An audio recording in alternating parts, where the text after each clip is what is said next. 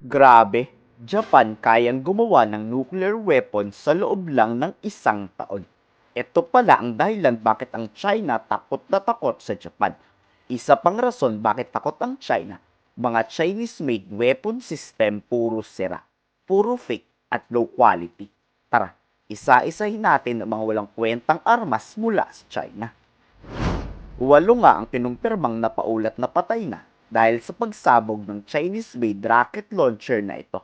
Pero ang pagsabog ng rocket launcher na yan, nasundan pa. Isa na namang Chinese-made rocket system ang sumabog ng kusa. Nakuhaan din yan sa video. Chinese-made grenade launcher, ayaw pumatok matapos makisang bala lang. Paulit-ulit niyang sinusubukan gamitin pero walang granadang lumalabas.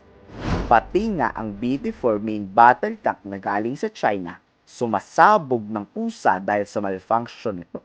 Kita sa litrato na ito ang putol ang main gun ng tanke. Nauna na rin niyang inireport ng Nigerian Army na nag-overheat daw ang tanke mula sa China.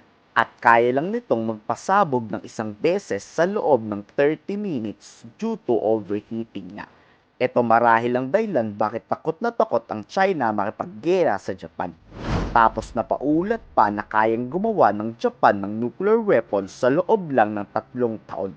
Pinakamababa na dyan ang 1 taon makakapag-produce na agad ang Japanese Army ng nuclear missile. Pati ang budget ng Japan for defense para sa taong 2026 sinitaan ng China. Tumataginting kasi na $785 billion ang pondo ng Japan para sa defense. Pangatlo nga ang Japan sa pinakamalaking budget sa buong mundo. Una ang Amerika, pangalawa ang China. Tapos inakusahan pa ng China si Prime Minister Takaichi ng kriminal dahil kasi to sa sunod-sunod na paglabag ni Takaichi sa Japanese law. Na ang Japan kasi talaga bawal manghimasok sa anumang giyera.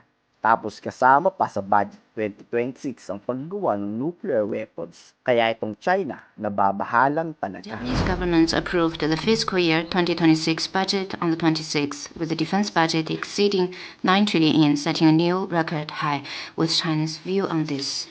The Japanese side is planning to again drastically increase its defense budget, which further exposes Japanese right-wing forces' malign intention of remilitarizing Japan and reviving militarism.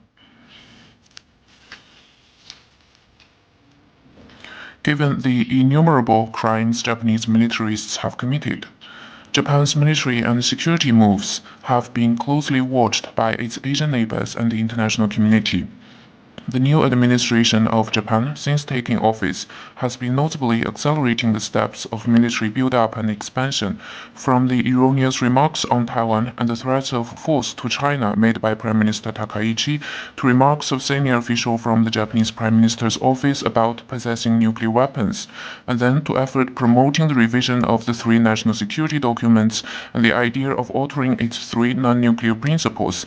Japan is leaving the path of peaceful development, which it claims to follow, and straying further away towards a dangerous direction. Over recent years, Japan has removed the ban on exercising the rights to collective self-defense, developed the so-called capability to strike enemy bases, strengthened cooperation on extended deterrence, and built its frontier island into front lines, which far exceeds the scope of its exclusively defense-oriented policy. The so-called defense and counter-strike have become pretexts that Japanese right-wing forces use to stoke public opinion, mislead the public, and breach the post-war international order and stipulations of Japan's constitution. These moves have raised high alert from the international community. Kayo, anong masasabi nyo sa patuloy na pag-iyak ng China sa ginagawa ng Japan? I-komento sa baba inyong salo opinion.